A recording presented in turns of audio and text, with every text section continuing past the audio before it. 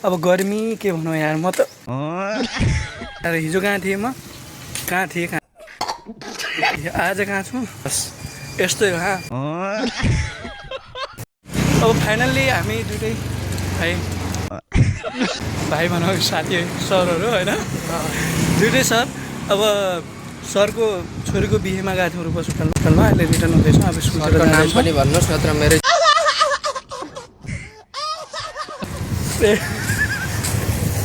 लोकेन्द्र सिंह सरको छोरीको बिहेबाट हामी रिटर्न हुँदैछौँ अहिले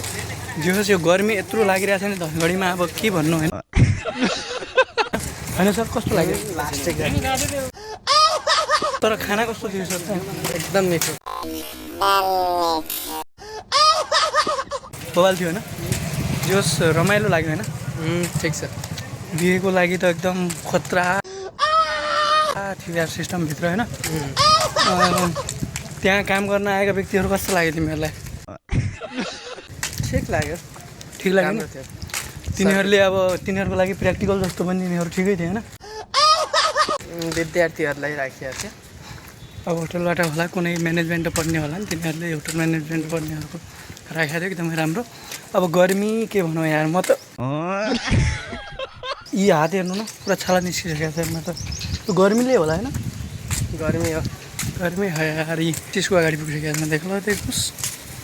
यार हिजो कहाँ थिएँ म कहाँ थिएँ